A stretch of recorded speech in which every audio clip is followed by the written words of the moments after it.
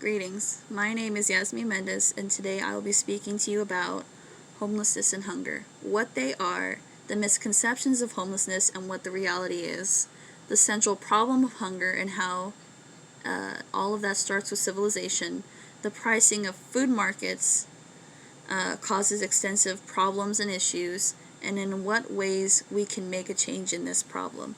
So now that you're aware of the overview, let's begin with what homelessness and hunger are. Homelessness is defined commonly as someone who does not have a home or who has no home.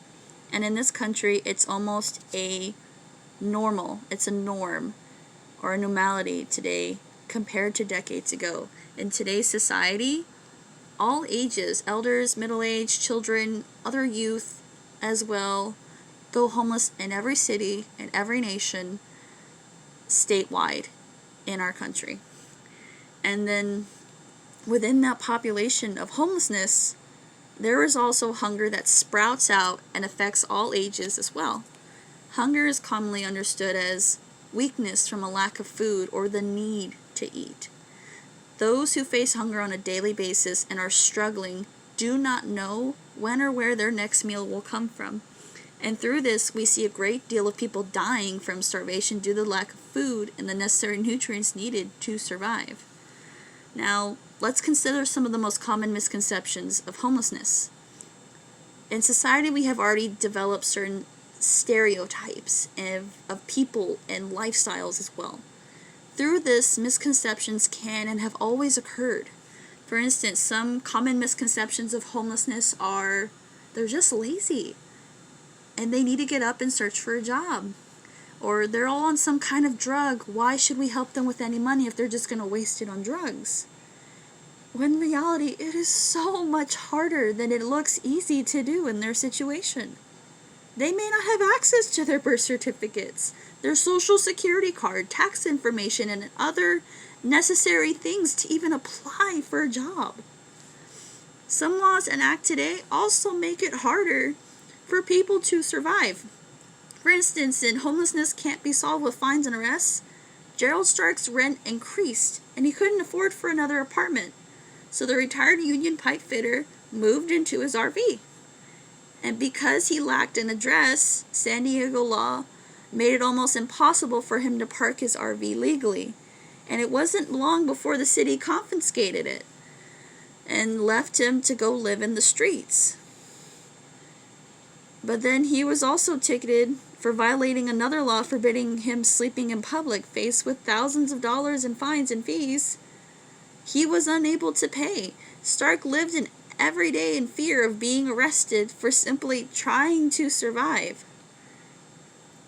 How do you find that it's productive to find people that have no money? Where does that make sense? Now, in the first part of this speech, we have covered homelessness and the reality behind it. Now I'd like to move on to the second part of the speech about hunger and what it boils down to. Now, the central problem of hunger and homelessness starts with civilization. Individuals who aren't able to apply or do not qualify for food stamps often, in many cases, will simply go hungry or instead will budget and purchase food from a dollar store that does not provide the nutrients and necessary nourishment needed to sustain from hunger effectively.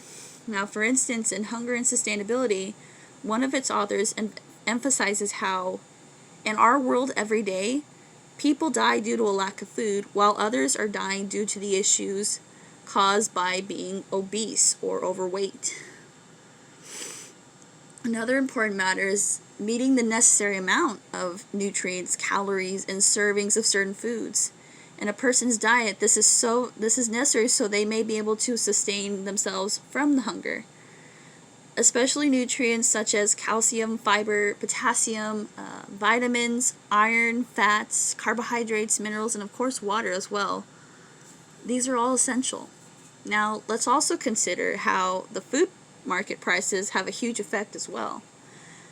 Although some stores do offer what are reasonable prices for a fair amount of different products, there are times companies will make the choice to simply up their price, increase them, in order to make that extra profit. This is what becomes the problem when families who purchase groceries on a budget cannot get a specific product that they need, because now the companies of those brands have increased the prices for those products.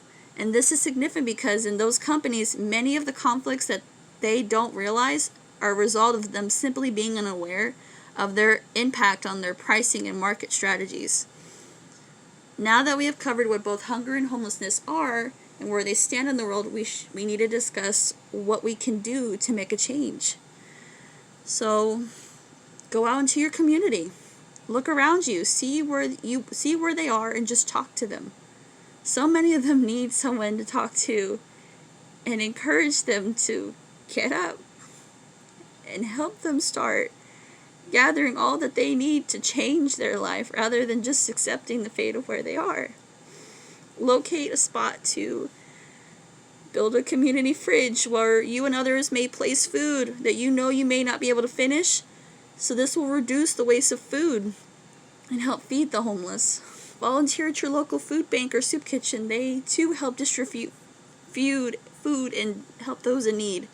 And the next time that you notice that you've just overbought a large amount of food or have clothing items that are no longer wanted, instead of just throwing them out and letting that extra food sit in the kitchen and go to waste, start creating wellness blankets or baskets to help give to the homeless, because in reality everything does help, even if it may be in a small way. In all of this, the list of ways to help really does seem almost endless, because there's so much you can do. Because there truly is so much that can be done to help both hunger and homelessness begin to take its first steps to ending in our world. Thank you.